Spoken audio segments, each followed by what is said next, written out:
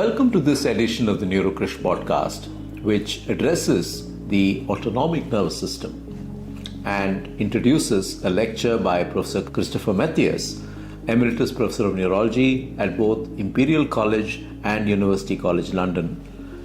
A graduate of St. John's Medical College, Bangalore, Professor Mathias went to Oxford as a Rhodes Scholar and pursued very early on research on the autonomic nervous system under the pioneers Professors John Spalding, Stanley Pearl, and Roger Bannister, famous for running the 4-minute mile. Professor Mathias has become a pioneer in his own lifetime, and his classic textbook, which he produced together with Professor Bannister for many years, remains the definitive work on the ANS even today. The autonomic nervous system is the part of our nervous system that is silent and not under our control. It's autonomous and hence autonomic. If you understand it, there are things that we do voluntarily every day. We stand, we walk, we run, and all these are activities we do which is under the control of our nervous system but voluntary. We do when we seek to do. While we're doing all this, there is a whole set of activities that we do not control. Take, for example, your digestion, or your change of blood pressure as your activities change, or your change of your heart rate as your activities change. You do not control these, yet your body is kind enough to inform you as to how you're doing. Are you too tired, for example, or is it too hot for you, for example? And this is the work of the autonomic nervous system, which is a series of nerve ganglia which supply the body and running along either side of your spinal cord.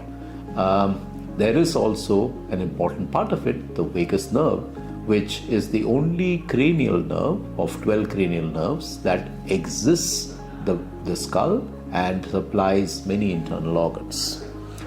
In his lecture, Professor Mathias addresses faints, fits, falls, flutter, funny turns, all of which he says can be a consequence of an aberrant autonomic nervous system. The neurovascular and neurohormonal aspects of the autonomic nervous system, which have made it a new millennium disorder. And of course, this has been amplified by COVID and by long COVID symptoms, which are often autonomic. The multiple systems that are affected by the sympathetic and parasympathetic branches of the autonomic nervous system: cardiovascular, gastrointestinal, urogenital, thermoregulatory, sudomotor, and pupilomotor functions. The core diagnostic indicators that have to be tested clinically when a person presents with dizziness, falls, changing heart rate, or changing blood pressure. And these include what's called orthostatic hypotension, which is your blood pressure falls when you stand up, and postural orthostatic tachycardia syndrome, or POTS, which is your pulse races when you stand up.